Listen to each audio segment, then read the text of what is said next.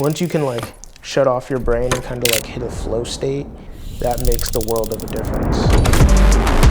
You know how to like engage your mind to just like have centered focus, just like full on locked in.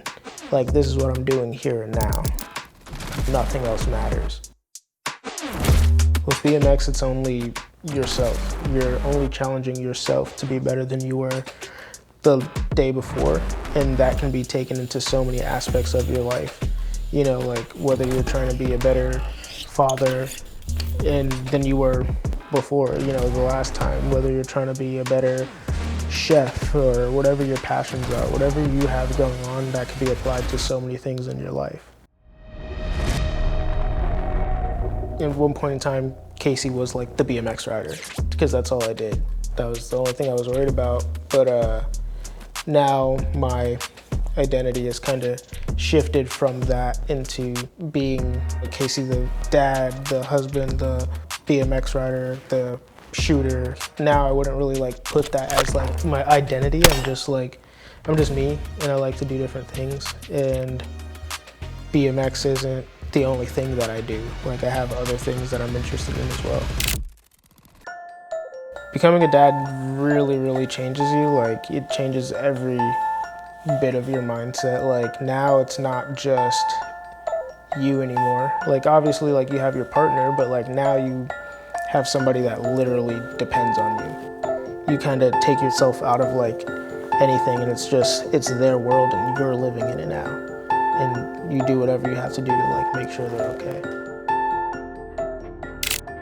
I think that the firearms community is receiving the crossover content like pretty well. It's something different, and it also shows like my identity isn't Casey the BMX rider. It's also not Casey the shooter. It just brings like multifaceted people to an industry of other multifaceted people that want to show their hobbies and their passions too. At first, my sponsors were okay with it, but once we really kind of like started getting into it, they weren't super stoked on it. And respectfully, like at the time, they were my paying sponsors, so I decided to just kind of like back off.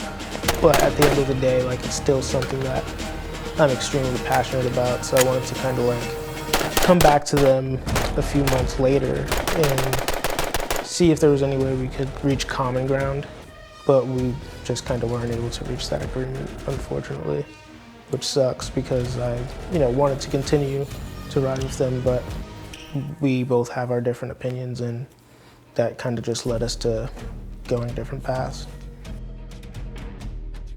Having Geisley and Walther as like my new BMX sponsors is absolutely insane. It blows my mind. Every time I think about it, it's something that I literally could have never imagined.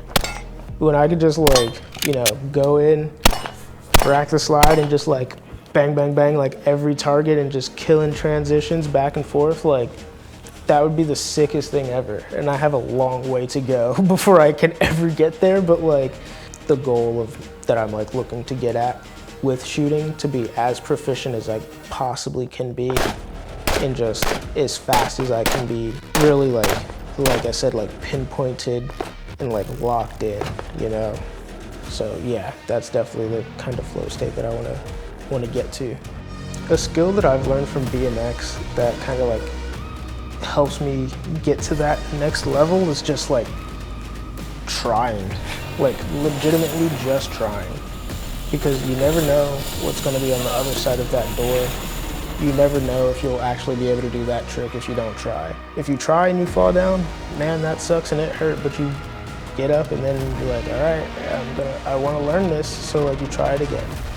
And I feel like that's a hard lesson to learn sometimes, because you're scared of the unknown. And if you don't try, you'll never know.